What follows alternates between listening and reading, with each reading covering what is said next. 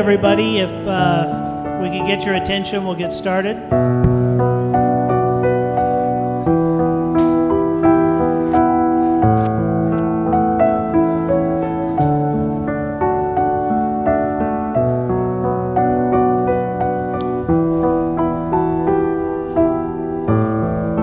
Good afternoon, everybody. Thank you. We need a sergeant at arms. Good afternoon. For those of you who don't know me, thank you. For those of you who don't know me, I am Jeri's oldest son, Bob, and on behalf of my mother and my niece Kendra, I'd like to welcome you all to this celebration of her life, and thank you for being here. I have a few thank yous before we get into the program. My mother and my grandmother Evelyn would prefer that I handwrite thank you cards, and normally I would do that because that's how she raised me, but I am the successor trustee. I'm in charge now, and I made an executive decision that by thanking everybody for everybody that helped us in front of everybody, you will see the love and that her friends had for her. So Jeff and Jennifer Machen. Jeff is probably now my longest tenured friend. Jeff is responsible for all of the blown up pictures and everything. So Jeff, thank you for that. Gerke, I can't thank Patty enough for all of the effort that she put into making these wonderful programs. She also did the little note on all of the napkins. Kendra's friend, Robert McKenna, did the beautiful announcement that was on our Facebook pages and the SOS site, and I think it was put on the Class of 63 site. Lee Austin and Lynn Henry and several of their friends from the Class of 63 are responsible for the centerpieces, so thank you for that. Those are lovely, and that is my mother and my great-grandmother Etta's favorite flower, the pansy. My cousin and Jeri's niece, Lori Steele, who came out from Colorado, she was one of the greeters out front, and she is also creator of this slideshow. In the program, there's a QR code, and we will send that out to everybody afterwards along with the video. But that, if you watch it at home or on your phone or on your computer, it has 5 songs that mother have associated with her going away party. So you can notice those if you look at the QR code. Thank you to her brother-in-law, my Uncle Jeri Bortz, who ignored his recent back surgery to fly out this morning to be here. And thank you to Kendra for a lot of help with the coordination. And finally, thank you to all people who have offered kind words or memories about my mother. She loved you all, and she would be quite humbled by this turnout. So thank you. I will get into, I don't know if a eulogy is correct for a celebration of life, but just kind of a recap. Jeri Suzanne Hempel was born to Ken and Evelyn Hempel on July 22nd, 1945, here in Long Beach. She often referred to growing up with her parents and her big sister Lynn as a father knows best home life. One of the highlights was when she was 8 years old, they moved to Anaheim in a 14-acre orange ranch that my grandfather referred to as Rancho Back Acres because of all of the work that he had to do to fix it up. It was less than 2 miles from Disneyland, so they fixed it up, they sold all the oranges to Sunkist, and when Disneyland opened in 1955, they quadrupled their investment. Now, there is a street that is about 2 blocks from the west end of Disneyland's property, and it is Jerin Street, Jerinne. I've been on it. It's about 200 feet long. There's 2 houses on each side. My grandfather said that was named for Jeri and Lynn, but I don't believe him because I think it would have been Jernynne, but it is there. She attended Minnie Gant Elementary, where she met her lifelong besties, Mary Jane Barden Pierce and Linda Morrison Castle. You'll hear from Linda shortly. When the family moved back to Long Beach after the stint in Anaheim, she attended Jefferson Junior High, where she met her other lifelong bestie, Denny Hamilton King. To this day, Jefferson Group still enjoys the first Thursdays of the month where they have a luncheon. It used to be at Joe Joe's with one of their teachers, Howard Gingrich, who I actually had when I went to I didn't have him, but he was at Marshall when I went there. That's one of the things that happens when your mother is not yet 18 when you're born. You have a lot of crossover. That group now meets Glory Days, and that was about the only time she really left the house was to go be with that group because she did not like to drive. After that, she went to her beloved Wilson High School and proudly created and helped manage the Wilson 63, the alumni webpage that has kept her classmates connected since the invention of the internet.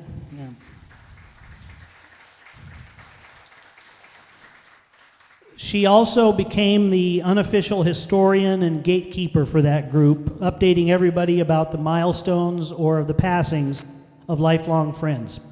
She helped organize not only her class with many reunions, but also helped other high schools throughout the South Bay to find classmates for their reunions, and she enjoyed being invited to a lot of them where she had never attended them and didn't know any of the people until she basically invited them there.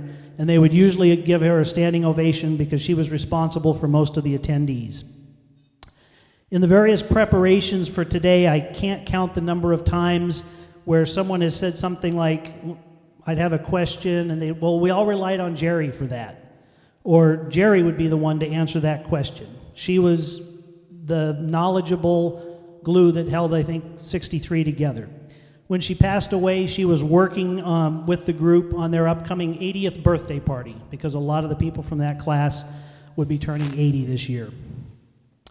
This amateur detective work led to her highly regarded reputation for finding long-lost friends and relatives for other folks. She was lovingly referred to as Sherlock, and she had little business cards with an outline of Sherlock Holmes. And she offered her services free to anyone or any organization who needed help in seeking out people with whom they'd lost touch. War buddies, people whose parents had given them up for adoption, reunions, friends. She could ask you, what hospital do you think your mother gave you up in? And she would find the mother 40 years later. It was incredible. On New Year's Eve in 1961, she met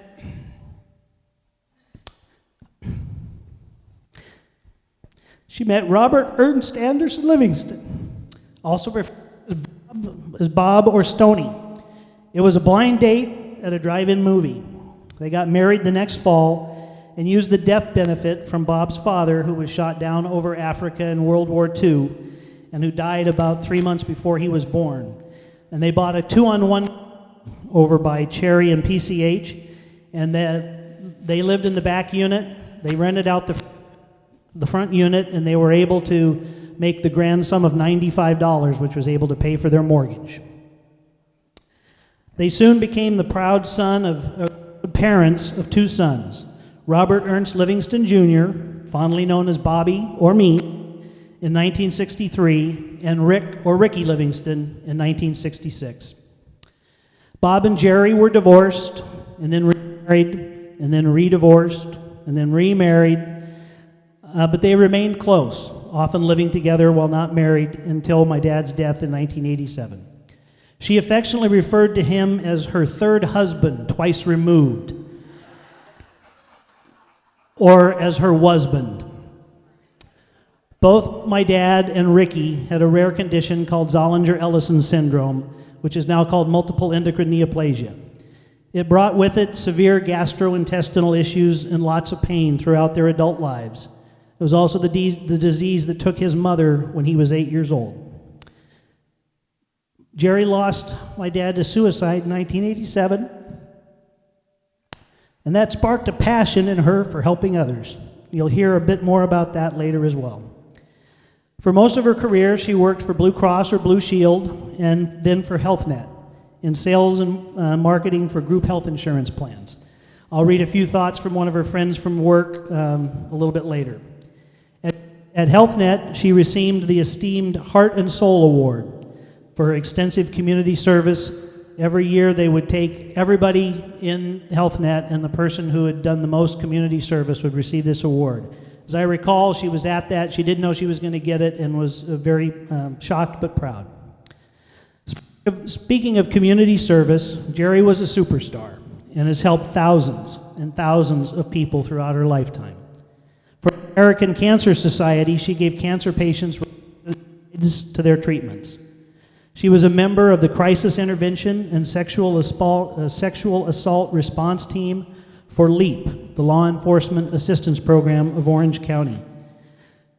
She volunteered at Garden Grove Medical Center and Martin Luther Hospital and was a volunteer on the hotline of Southern California for several years as well. But her most constant and passionate commitment was to the survivors of suicide of Orange County, a support group which she founded at the Crystal Cathedral in Garden Grove in 1988 after her husband died of suicide. You'll hear more about this important work later from some comments that were made by her co-facilitator, Gary Nowak, who couldn't be here because his wife is in the hospital, but he has been tremendous through all this, and he is taking over that program, which would make her very proud. All of you know that Jeri loved poetry and was a prolific poet, writing clever and heartwarming poems for anyone and for any occasion. In addition to birthdays and anniversaries and births, she also wrote meaningful poems for people in times of crisis or tragedy, leaving a legacy that will live on forever. In fact, we will finish today with one of the poems she wrote. Jeri was immensely proud of her sons, Bobby and Ricky, and championed them throughout their lives. She boasted a lot about yours truly and my golf-related and work-related accomplishments. One thing she mentioned often, and that really was embellished, and despite my admonishment, she would bring it up, but she would call me Tiger Woods' first coach. Now, Tiger was on a few golf teams that I chaperoned. Chris Tidland's dad is here. He was one of those. But the way that I taught Tiger anything was a great exaggeration, but she still loved that connection.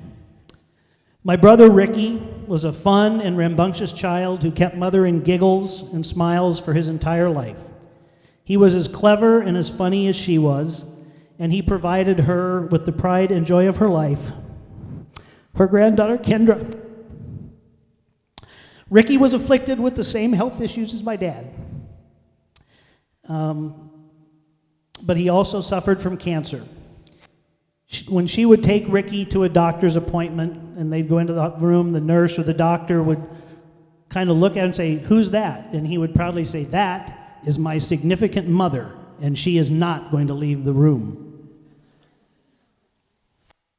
After being given about a year to live, Ricky fought what he called can cure for several years before finally passing away in 2003, just before his 37th birthday.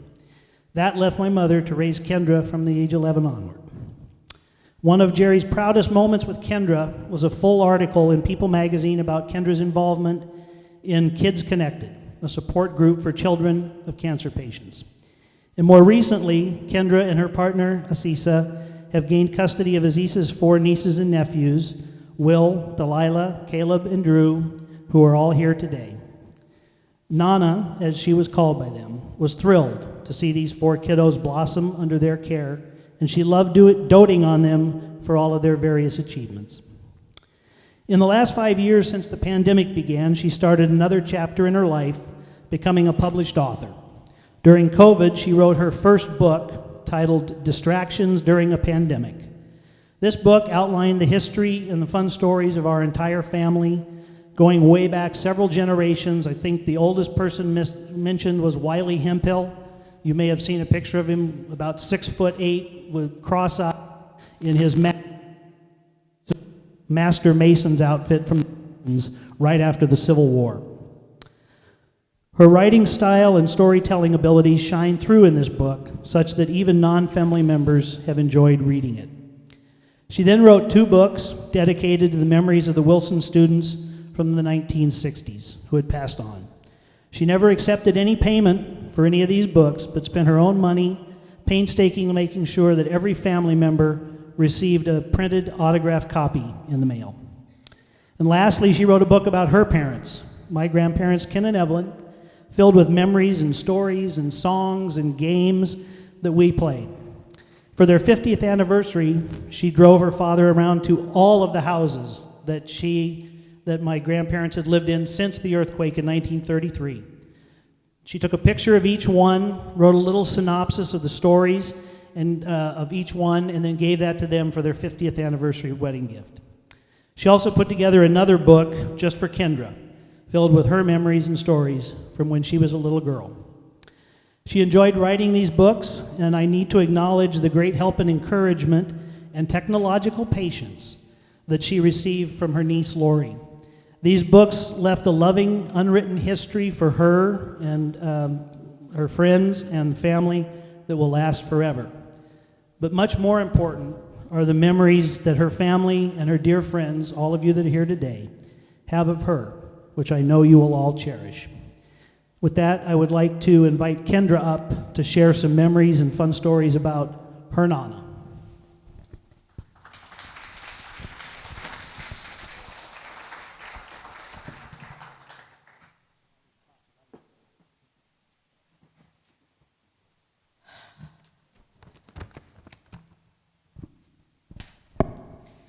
He did really good. I wish I had gone first.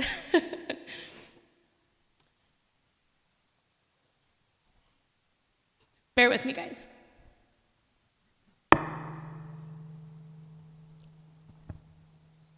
When I did this at home, I got halfway through before I started crying. Hi, everyone. I'm Jeri's granddaughter, Kendra. I was blessed to be raised by my Nana after my dad, her son, Ricky, passed away. I have spent these past weeks trying to figure out what to say here today, as there are so many stories I could share. My Nana means everything to me, and I don't know if there are even words that exist to describe her well enough, but I'm gonna try my best. And again, bear with me. Everyone in this room knows how truly loving and wonderful my Nana was. I had the incredible opportunity to become best friends with her, which meant I got the chance to see all the small, more quiet ways that she made the lives of the people around her and the world better. When I was in elementary school, there was a program called DARE, which was a drug awareness program to teach kids the dangers of addiction. The year my class was supposed to go through the program, our police department could no longer afford it. Because addiction was such an important issue to my Nana, she took it upon herself to make sure my entire grade got to experience the program. She went down to the police station herself and used her abundant charm and way with words to convince two police officers to volunteer their time and come teach the program at our school. She paid for the shirts, books, and supplies herself, and even hosted the pizza party for the whole 6th grade that was previously included in the DARE program. No one in my class even knew that my Nana did that. She did it quietly just to try and possibly save a few kids from a future of addiction. Another example of her character was her capability to connect with anyone. I have always loved that my Nana was able to create a friendship with Tom the vet, as she called him. My Nana always had to have her press telegram, even after moving away from Long Beach. So every few days, she'd drive to the local CVS that sold them. A homeless man that lived behind the CVS noticed her struggling to get out and get the paper, so he offered to grab it for her. They got to talking, and she found out he was a homeless Vietnam veteran with no family who had sadly fallen through the cracks. They created a friendship, and although she knew there was only so much she could do for him, whatever she could do, she would. She found out that all he owned was a bike and a mini handheld DVD player, and that he loved old movies. Anytime she'd finish a show or movie on DVD, she'd bring them for him to keep. When she found out that someone stole his little player, she replaced it for him. She told me it was the only thing that he has that brings him joy, and someone took that from him, so we need to go get him a new one.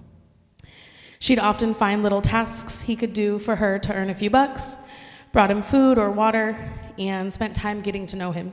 He once told her that she was the first person to treat him like a human being in a long time, and that sentiment truly speaks to the kind of woman that my Nana was.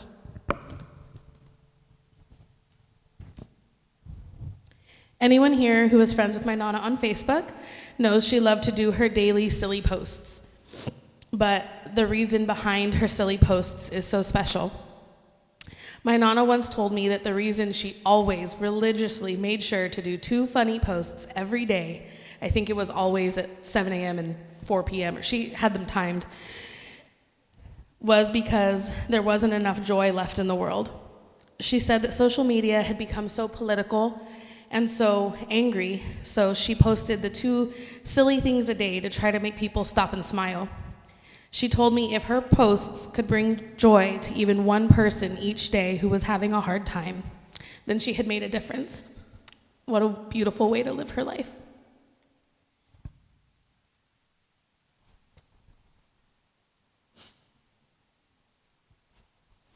And my final example is the love she poured into raising me. She truly changed my life. She worked so hard to make up for the things I went through in my childhood. From bubble baths colored with food coloring and toasty towels waiting for me after bath time, to my half-birthday parties, I always felt so loved.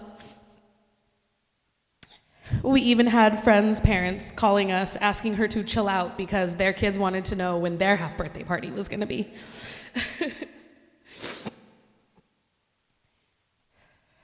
Sometimes she'd put me in the car and tell me to give her random directions, and we would just drive around, getting lost, singing The Carpenters at the top of our lungs, and laughing together. I would try to get us as lost as possible, and I always thought it was so cool that my Nana could always figure out how to get us back home. I've always just thought she was amazing. Not only was my Nana the person who raised me, she has shaped me into who I am today. Over the years, our relationship developed into best friends, and as we grew, so did our relationship. I liked to tease her after we got through my difficult teen years and tell her that ever since she grew up and matured, we get along so much better. Some of my favorite recent memories are ones where we just sat and got to know each other as friends, sharing secrets and stories that I'll always hold close to my heart with, of course, a smile and a laugh. There are endless amounts of memories and stories to share. I could be here all day, so I'll end it here. My Nana Jeri is like no other.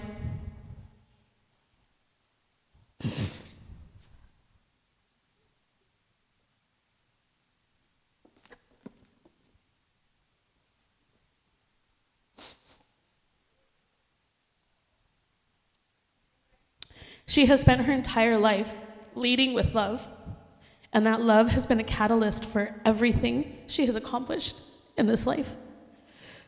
I'm so grateful to have been raised. I'm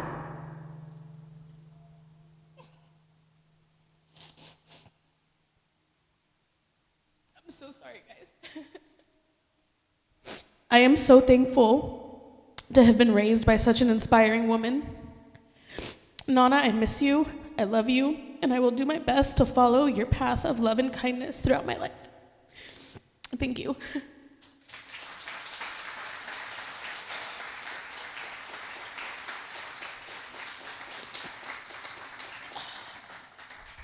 That was so much easier to do on my couch. Next, we are going to hear from Linda Morrison Castle, who has been my Nana's best friend for like 96 years or something crazy.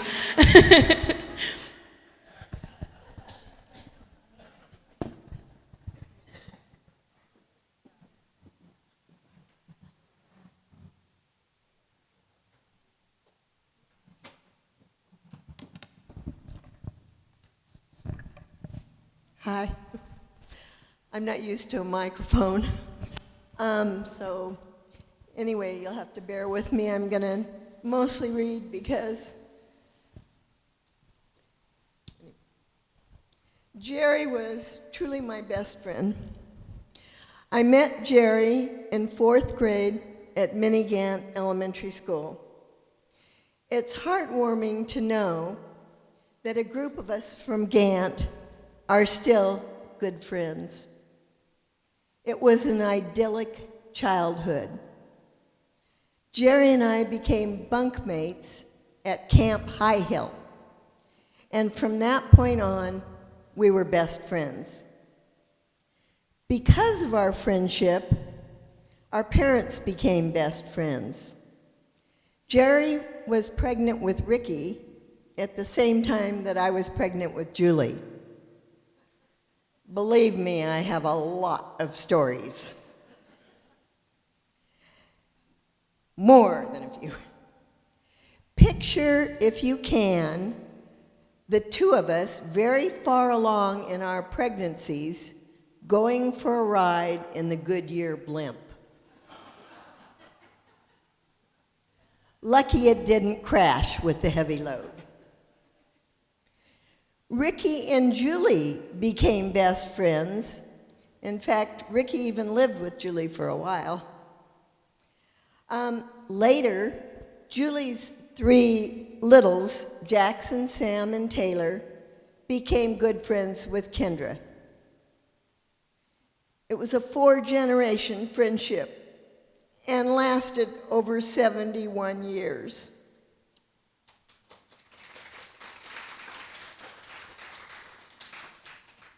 Jeri was a gifted student. She had the ability to memorize things with ease. We spent hours memorizing poems and funny stories and songs, and we especially loved sniglets, which are kind of made-up words. In fact, we made up so many words through the years, we sort of had our own language.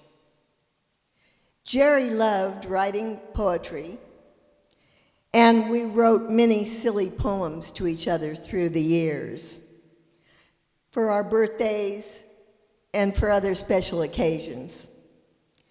She loved the anomalies and the quirks of the English language. Jeri was the popular one in every class, always, and in every grade. I think it was because she truly, truly loved her friends and was interested in them. She was the one who was friends with she was the one that knew who was friends with who and which boyfriends the girls were interested in and all kinds of trivia. And I think all of you would agree with me that Jeri was a walking encyclopedia for every one of us. And if we lost track of a friend, Jeri was the one that we could count on to locate that friend. And that's why we called her Sherlock. Jeri also loved animals. For as long as I can remember, she always had a dog and sometimes a cat. And one time, maybe Denny knows this story, one time she took on Denny's bird. Dear, dear Buddy, Jeri's last dog. You'll be pleased to know that a loving family did take over Buddy and taking care of him now. Jeri was never materialistic. That's pretty refreshing in this day and age. She preferred people watching to shopping. That being said, she did enjoy buying happy faces on a stick, flower faces on a stick, and the occasional crown. At work, she was known for keeping a collection of silly masks in a special drawer. Her goal was always to get a smile, and it worked. Jeri's entire life was devoted to helping others. She had empathy and compassion for so many. She gave freely of her time. And like so many of you, my heart is broken, but I know her love still remains. Now, one last thing, and it's important. Through the years, because we always wrote poems to each other, when I was writing this about Jeri, I thought, I have to write Jeri one last poem. So I did, and I really do think she helped me. So this is to Jeri, and the poem is, You Are the One. You are the one that is everyone's friend. When a heart is broken, you help it mend.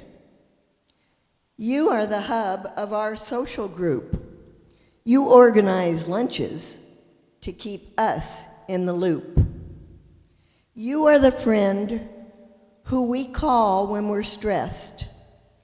Having you as a friend, we know we are blessed. You've spent all your days helping each of us. You are the friend we know we can trust. You are the one whose friendship is true. There will never be another as special as you.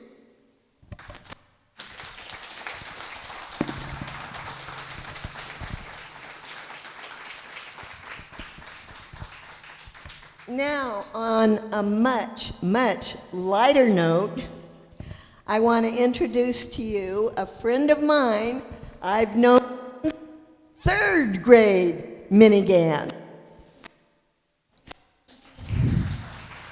And she's going to explain this.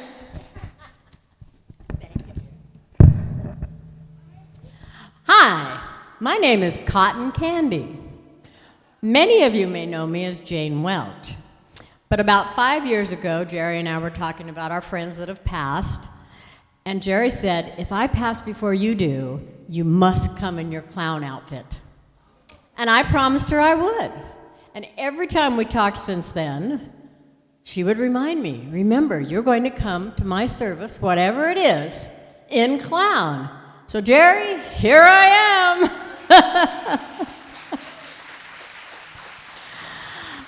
I am actually a clown. I'm a member of America's Clown and International Society, so I used to do a lot of events, and Jeri would always love hearing about them, because I think in her other life she was a clown too.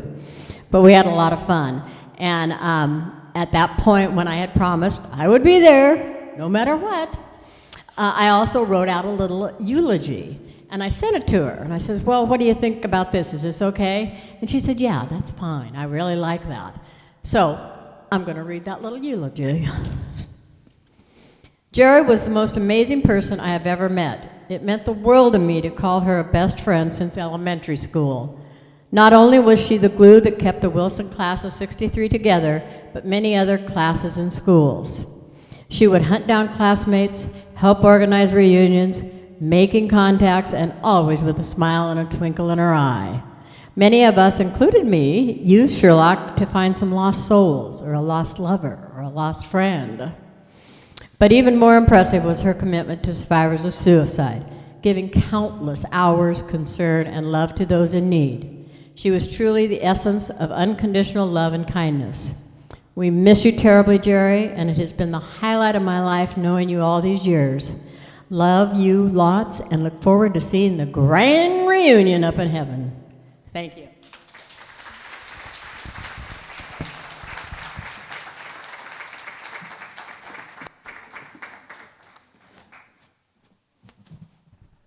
Did she say she was going to wear a clown outfit, or was she just going to wear what she called an ensemble, just the Groucho Marx nose and mustache?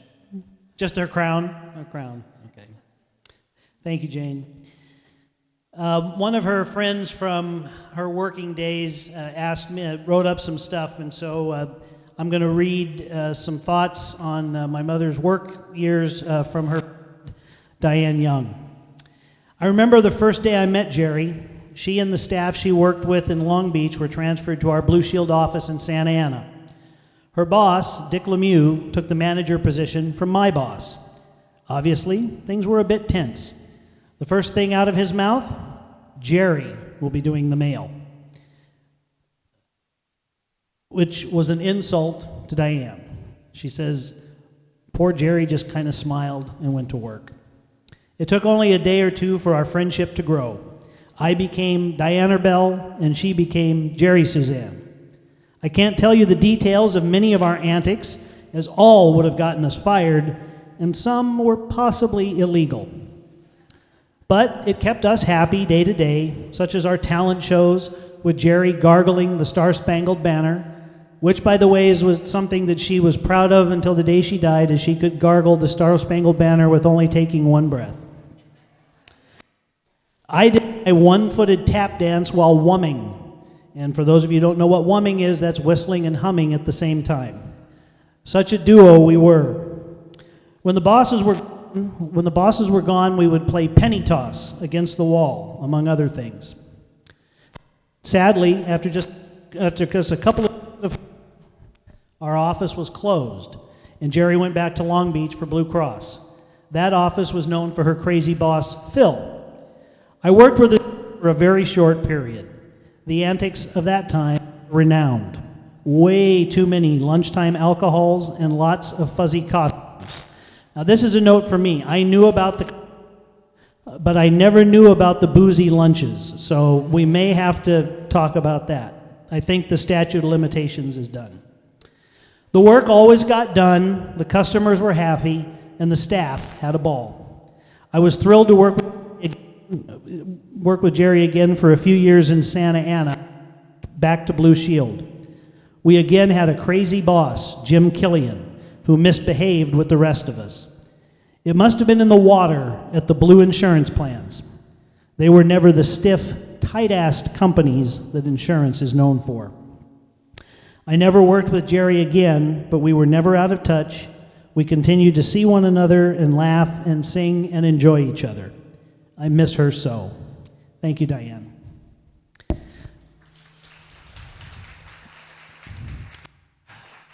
We've talked a lot about one of her main passions for the last, I think, 35 years with survivors of suicide. Her co-facilitator, Gary Nowak, has been very helpful in making people aware, but he could not be here today because his wife is in the hospital. So he wrote up some stuff which my cousin Lori is going to read.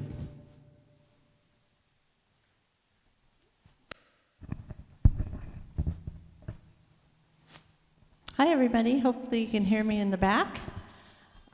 So this is from Gary. My name is Gary Nowak, and I want to tell you about my angel without wings. That's who Jeri was to me, and also she was my very dear friend.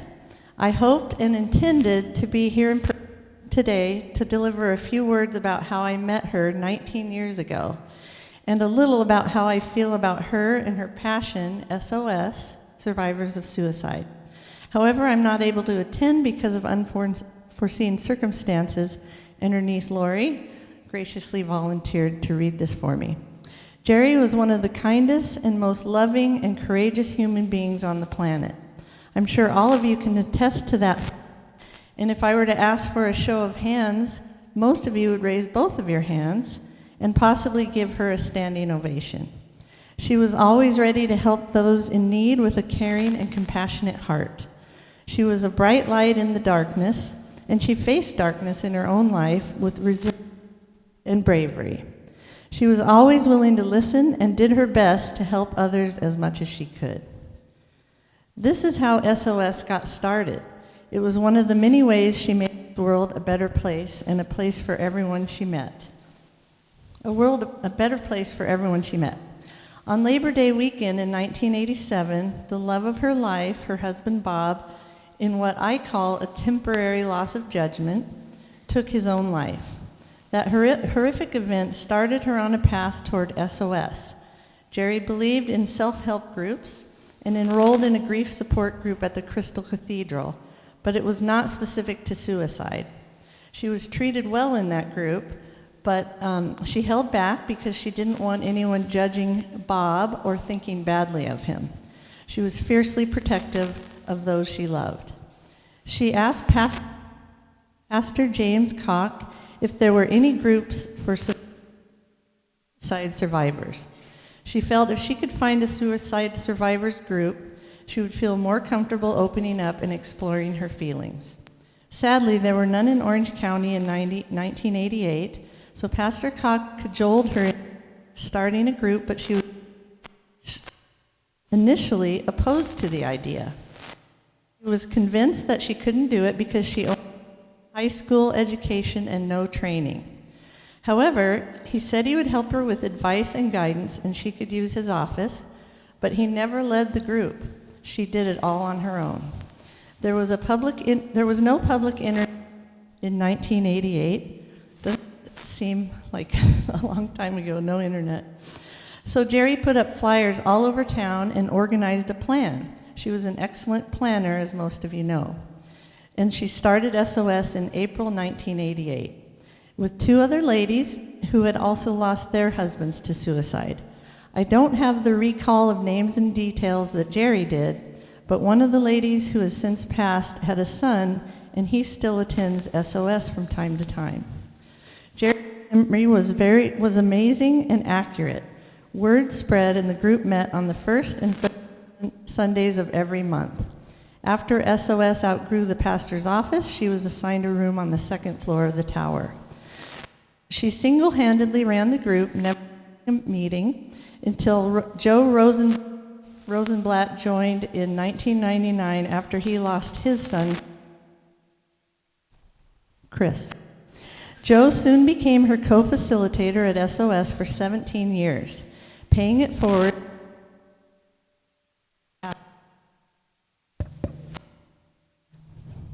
this way maybe, until his passing, where was I? In 2016. Joe also set up and maintained the SOS website with helpful information and resources for the loved ones left behind. She always called Joe her right hand because he was so helpful and knowledgeable about the grieving journey. Joe also volunteered on the New Hope telephone hotline, helping those in crisis, and he was a great asset and inspiration to all. I met Jeri in the fall of 2005 after I lost my baby sister, Mary Carroll, who took her life in front of my mother, who was 91 at the time. I was a mess. I was emotionally numb, and the pain was debilitating. I thought losing my oldest brother to cancer was the worst thing in my life, but found out that losing my little sister was far worse and so much different. Jeri was given my number from a secretary at the Crystal Cathedral, and she called me. I didn't know at the time, but she would become my angel without wings. She was so compassionate, kind, and non-judgmental. She was so concerned about me, my mother, and my family, and she connected with my mother because they both could speak bereaved mom. Jeri invited me to attend SOS, and I went to my first meeting on January 1st, 2006. I really didn't think it would help, but I was wrong. I was wrong. I kept attending until I, too, became a co-facilitator. Jeri called me her left hand, and I used to joke with her that after Joe passed, I was all she had left just to see her roll her eyes at me. Anytime we had new members, Jeri would have me do a disclaimer because I dealt with grief much differently than most people. But I meant no disrespect or harm. It was just my way of coping with grief and life in general. I inserted humor from time to time, which sometimes elicited more groans than chuckles, but Jeri, being a fan of the Far Side, tolerated and controlled me. I will be forever grateful that she allowed me to be me on the roller coaster of being a survivor. Jeri had simple rules. You get to share your story, your journey, and your feelings, but she forbade us to should on anyone. You could share, but no one was allowed to tell someone else what they should or should not do. She would also say our journey was as individual as a fingerprint, And she was right. She always claimed she was not a professional, but that non-professional helped not only hundreds or thousands, but tens of thousands with her enormous heart. She was a godsend to so many people, and I know she helped change lives and in some cases saved lives. Jeri was an amazing friend who was always willing to listen. She worked on various helplines, drove cancer patients to appointments, and helped find people for class reunions, especially her beloved Wilson High. Her nickname was Sherlock, and she was very good at finding people. Jeri never charged a dime for her searches and loved reconnecting people and was a wonderful poet and writer, leaving a legacy for generations of her family. I asked Sherlock on several occasions to help me find lost friends, and she did. I asked her to find my buddy from boot camp back in 1972, Kirby. I looked for him for decades with no luck. I gave her very little information, and I was shocked as well as delighted when she called me about half an hour later with Kirby's number, and she had spoken to him, and he wanted to talk to me. Jeri was an amazing, one-of-a-kind, special gift from God, and it was an honor to call her my friend. It was a greater honor that she called me her friend. I loved her very much, as I'm sure all of you love her too. She will be greatly missed, and I'm sure she has her wings, and they are well deserved. Now, more than likely, Jeri is probably planning a party for all the angels in heaven, and maybe, just maybe, for God himself. Thank you to Bob and Kendra. Love, Jeri. And I think Bob has one last. Thank you, Lori, and thank you, Gary. So I mentioned earlier that we would close with one of her poems. This is a poem that Kendra and Linda said was critical that we include today. This is a poem that she wrote to my dad soon after his suicide. If you've ever read her poems, the meter of her poems is so crucial. And I'll try to get it right. My notes here look like the King's Speech and trying to get it so that it sounds right and flows. So here goes. To Bob, in life, all who knew you well would attest that right or wrong, you did what you thought best. You were stubborn, determined, and right to the end. You were my lover, my headache, my friend. You had all my love, and I know that you knew my heart would be broken were I to lose you. You were brave, so courageous, with courage so strong, but no one could fix all the things that went wrong. You were such a good sport when things got so rough, but the day finally came when enough was enough. The food and the shelter that I so gladly shared were to me just a token of the way that I cared. But to you, after years of paying your way, were painful reminders of life gone astray. You were good at your job, but as any proud man, when your earning power ended, your dying began. Although you spoke often of using that gun, we discussed and we argued, and I thought I had won. Your answer to all of my ifs, ands, or buts was to say, oh, don't worry, I don't have the guts. And now in these weeks, since you left me behind, I've gone over and over those days in my mind. To find the one moment that might have been changed, your actions to alter, your plans rearrange. You were so tired of hurting and fighting and trying, the only way out, as you saw it, was dying.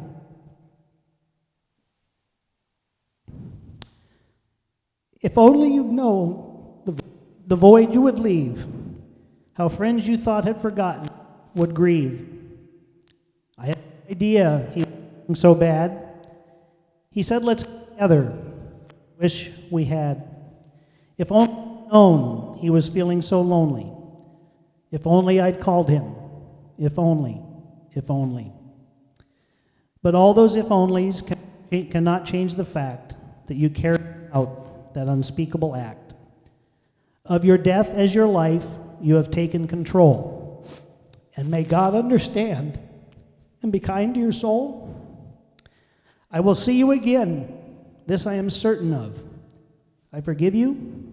I miss you. You still are my love. Jeri Livingstone, September 1987.